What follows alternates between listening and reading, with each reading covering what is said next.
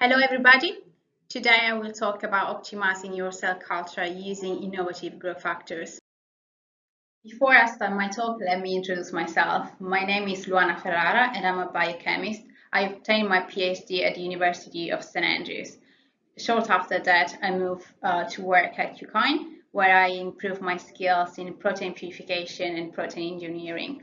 I now lead a small team of very talented scientists, and we all work together to produce the highest quality growth factors. Growth factors act as signaling molecules, and by binding a specific receptor or receptors, they activate a signaling cascade that will ultimately lead to transcriptional changes. Growth factors are used in stem cell culture for either maintenance of fluid potency or stimulate differentiation. Due to the important role played by growth factors in stem cell culture, it's crucial to seek the highest quality possible. In fact, poor purity and bioactivity could cause reduced reproducibility of results, potential off-target effect from low-level contaminant, and challenge when scaling cultural conditions for clinical application. An example of how low-level contaminant in your stem cell culture can lead to misleading results is given by a study published by Olson et al. In this study, a mammalian-expressed HGF showed phosphorylation of SMAD2. HGF SMAD2 activation was however found to be lot-dependent. An E. coli expressed and a mammalian expressed HGF was therefore tested for phosphorylation of SMAD2. This paper shows how only the mammalian HGF was able to phosphorylate SMAD2, but not the E. coli one. More experiments were carried where the mammalian expressed HGF was tested. In particular, cells were treated with HGF mammalian expressed or TGF-beta1 and pre-treated with neutralizing antibody targeting either HGF or TGF-beta1. In both cases, we found the neutralizing antibody against HGF did not disrupt the phosphorylation of the SMAD2, whereas using TGF-beta1 neutralizing antibody did disrupt the phosphorylation.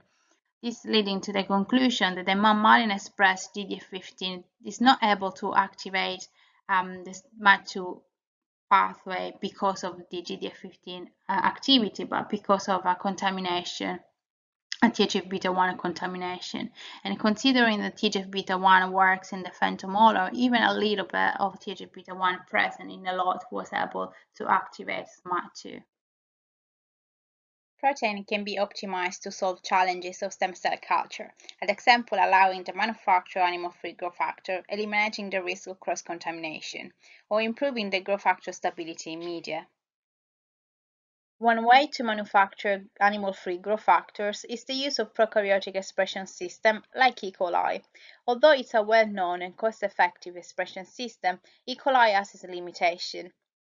Expression of complex protein like growth factors in E. coli can lead to the formation of inclusion bodies containing most of the recombinant protein in an incorrect folding and without a biological activity.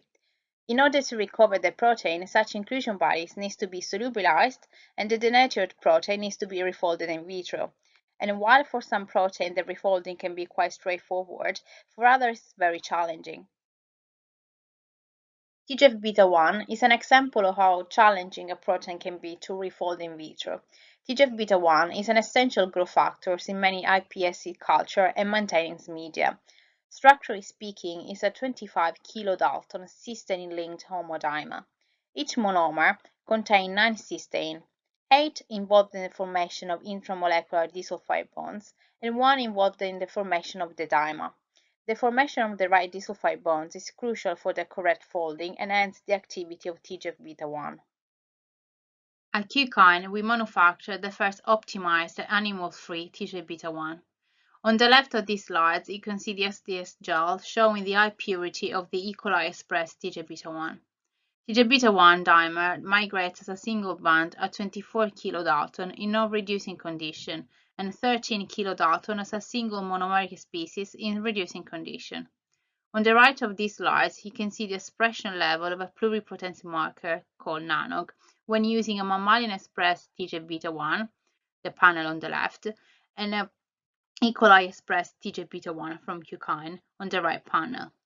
This shows that the E. coli expressed TGF-beta1 promotes efficient maintenance of iPS culture with highly homogeneous expression of nanog.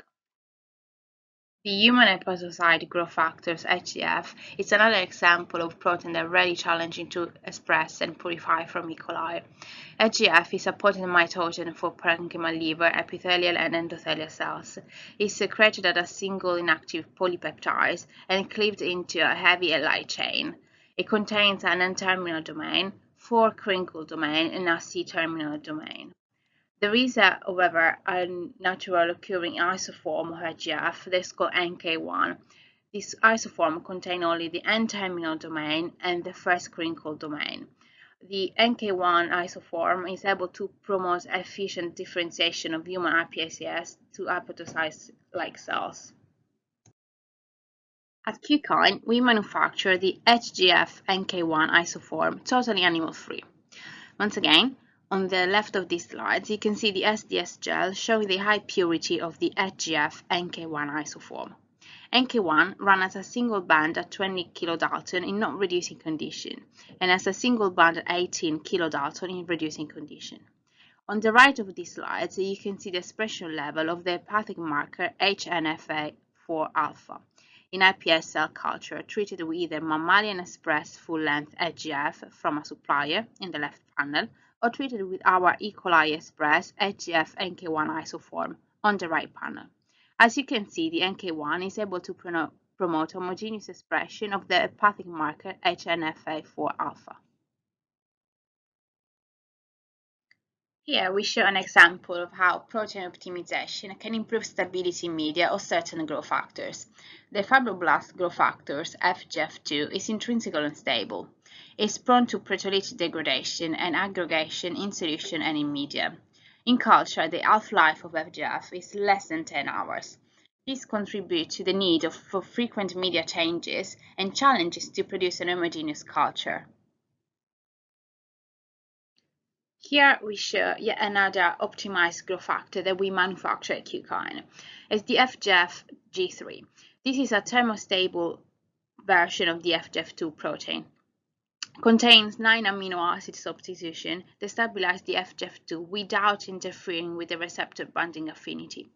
The FGF-G3 has an increased half-life, removing the need of daily media changes and facilitating the optimization of protocol for homogeneous iPSCs culture. Comparative analysis of the FGF2 wild type and the FGF2-G3 show the higher stability of the FGF2-G3 in media. In particular here, we show the activity of the wild type in blue and the FGF2-G3 in green. While the activity of both forms is equal in fresh media, after 2 days the wild type shows reduced activity, and after 7 days the activity is almost completely lost. In contrast, the FGF2-G3 maintains its activity throughout the length of the experiment. In this talk, I'll show you how optimizing growth factors can help to improve your stem cell culture, either producing new animal-free form of the growth factors or more stable forms. I hope I convinced you that it's worth to consider more than just bioactivity when choosing your growth factors. The level of purity and expression system used have an high impact on the overall quality of the growth factors and ultimately on your stem cell culture. At the end of this short presentation, I would like to spend a few words about Qkine. We pride ourselves on the care and quality control we subject all of our products. We strongly believe in total transparency, and therefore we are more than happy to share with you all data about the purity and bioactivity of our products. The R&D team and I are dedicated to solving stem cell culture challenges with optimized new form of growth factors. Come and check our website for more products and pop us an email or reach out using Twitter or LinkedIn if you prefer. We are here to help you. Thanks very much for listening.